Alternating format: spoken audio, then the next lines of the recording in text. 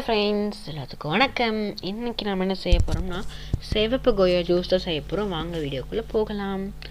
முதல்ல மேலேயும் கீழேயும் தோலை லைட்டாக கட் பண்ணிக்கோங்க. அதுக்கப்புறம் தோலையும் உரிச்சிருங்க. அப்போ நல்லா அரைப்படும். ஜூஸ் நல்லா மையாக இருக்கும்.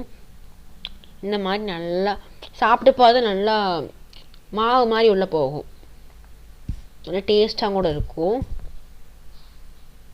தேவையான அளவுக்கு நான் 2 பழம் எடுத்துருக்கேன். உங்கள்கிட்ட எவ்வளோ பழம் இருக்கோ நீங்கள் அவ்வளோ எடுத்துக்கோங்க. எல்லாமே நான் ஆப்ஷனலாக தான் எடுத்துருக்கேன். நான் எவ்வளோ வேணுமோ அவ்வளோ குவான்டிட்டி நீங்கள் எடுத்துக்கலாம். எல்லாமே மேக்ஸிமமாக தான் எடுத்துருக்கேன் நான். இதுக்கப்புறம் முதல்ல ஒரு ஓட்டு ஓட்டிடுங்க. தண்ணி ஊற்றாமே ஓட்டிடுங்க.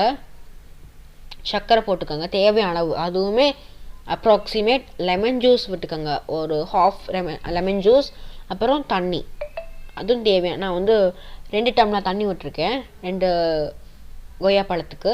இதுக்கப்புறம் அரைச்சாச்சு. இதுக்கப்புறம் வேறு ஏதாவது இப்போ உங்களுக்கு வெள்ளை சக்கரை வேண்டாம்னா இது இருக்கு இல்லையா, கரும்பு சக்கரை, அதுவும் கூட நீங்கள் சேர்த்துக்கலாம். நல்லா கொஞ்சம் டேஸ்ட்டாக இருக்கும். அவ்வளோதான்.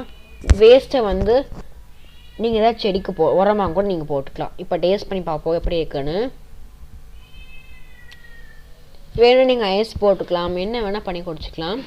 இந்த ஜூஸ் உங்களுக்கு பிடிச்சிருந்தா ட்ரை பண்ணி பார்த்துட்டு கமெண்ட் பண்ணுங்கள். ஓகே, தேங்க்ஸ் ஃபார் வாட்சிங். Take care. Bye bye.